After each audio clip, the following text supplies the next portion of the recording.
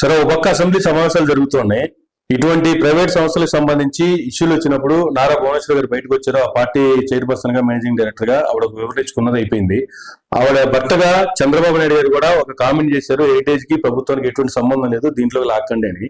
కానీ cabinet ministers అందరూ కూడా హెరిటేజ్ మీదే అసెంబ్లీలో చర్చలు జరుపుతున్నారు. దీనికి ఆ కేబినెట్ మినిస్టర్స్ కి ఏం సార్ సంబంధం? అంటే ఇంకా హెరిటేజ్ అంశం తప్ప ప్రజలకు సంబంధించింది చర్చించడానికి ఎమ్మెల్యేలని నేను మళ్ళా చెప్తాను, ఎమ్మెల్యే యొక్క పదవి ఏంటో తెలుసా? డ్యూటీ ప్రజా సమస్యల్ని అసెంబ్లీలో వినిపించి పరిష్కరించడానికి చూసి చట్టాలు అవసరమైతే చేసి చట్టాలు సవరణ ఏమైనా అవసరం చేయించడం వరకు వాళ్ళ పరిధి. వాళ్ళు చిన్న రాజే కింద అయిపోయారు సామంతరాజు. అసెంబ్లీలో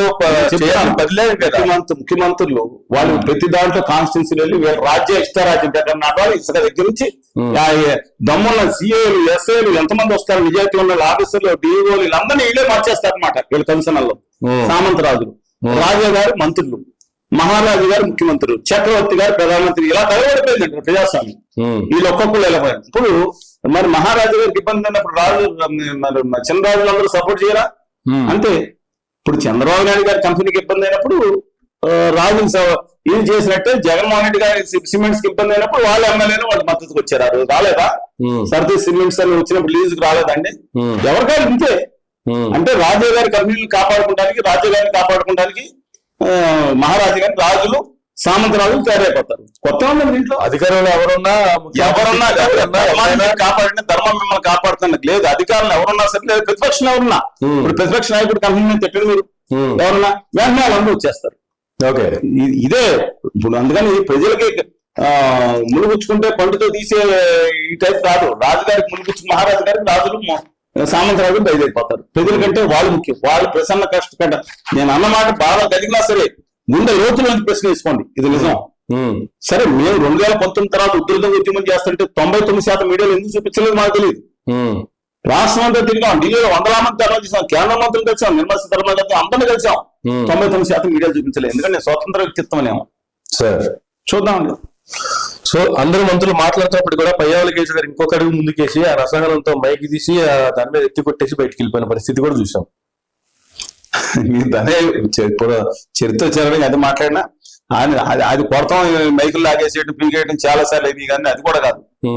ఆయన ఈ బొమ్మల దేవుడి ఫోటోలు పెట్టుకుని బయటకు వచ్చి మాట్లాడుతున్న చెప్పుల గురించి మాట్లాడినట్టున్నారు. చూడలేదు, అది వచ్చినట్టు వచ్చింది. అది మళ్ళీ బట్ అన్ఫార్చునేట్ టాపిక్ డైవర్ట్ అయిపోతుందండి. సార్ ఫైనల్ గా దీని గురించి మాట్లాడుకుంటే సార్, కల్తీ దేవుడిని తీసుకొచ్చి దీంట్లో తీసుకురావడం, ఫోటోలు తీసుకురావడం తప్పు. చెప్పులు వేసుకొచ్చారని నేను అనట్లేదు. వాళ్ళు మళ్ళీ దాన్ని పెట్టుకుని ఇంతకుముందు పార్లమెంట్ జయ శ్రీరామన్ ఫోటోలు పెట్టుకొచ్చారు. ఇదేనా ఆయనకి దేవుడిని అడ్డం పెట్టుకుని చేసుకుంటుంది? రేపు పొద్దున్న అల్లాహ్ అక్బర్ వాళ్ళు అక్బరుద్దీన్ ఓవైసీ గారు అల్లాహ్ ఫోటోలు తీసుకొస్తారు, మక్కా మసీద్ ఫోటోలు. క్రిస్టియన్స్ అందరూ వాటికన్ జిందాబాద్ అని చెప్పి తీసుకొస్తా ఉంటారు. ఇది అన్యాయం జరుగుతుందని ఇంకా మన మతాలతో లేదా కుల నాయకులు పేరుతో కూడా పట్టుకొస్తారు. కుల నాయకులు, కుల రౌడీలు, మత ప్రవాచకులు వాళ్ళ ఫోటోలు కూడా ఎత్తుకు దిగుతారు. ఇంకా ఇదేనా మనకి అసెంబ్లీ? దేనికి దాని మీద కాన్సన్ట్రేషన్ చేయాలని అన్ఫార్చునేట్ డైవర్ట్ అయిపోయింది.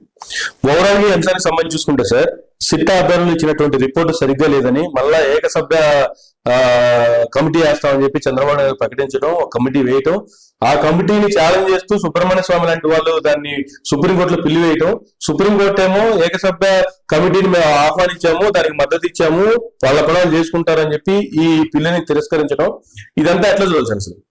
అంటే సిట్ ఇచ్చిన రిపోర్ట్ ని కాదనుకుని మళ్ళీ దీన్ని వేయటం, దీన్ని ఎలా చూడాలి? దీన్ని యాక్చువల్ గా రిపోర్టు 2025లోనే ఎన్డీడీపీను ఇస్తారు కర్నూలు 2 జనవరిలో వచ్చింది. వాళ్ళకి తెలియదు అనుకుంటా.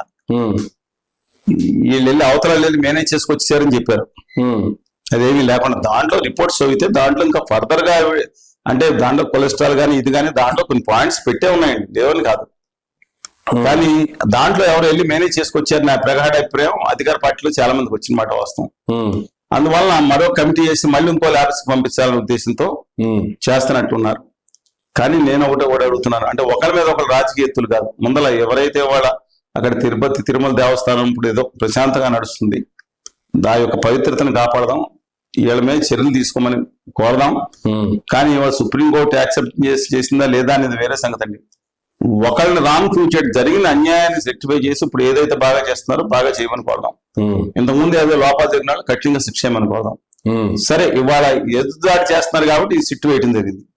మరి సుప్రీంకోర్టు కూడా ఒకసారి ఆల్రెడీ నిర్ణయం తీసుకుని దాన్ని సిబిఐకి సిట్ వేస్తే ఇక అత్యుత్తమైన సుప్రీంకోర్టు కాకుండా ఇంకెవరున్నారండి? మళ్ళీ ఇంకో సిట్టు రాష్ట్ర ప్రభుత్వం ఏంటో నాకు అర్థం కాలేదు.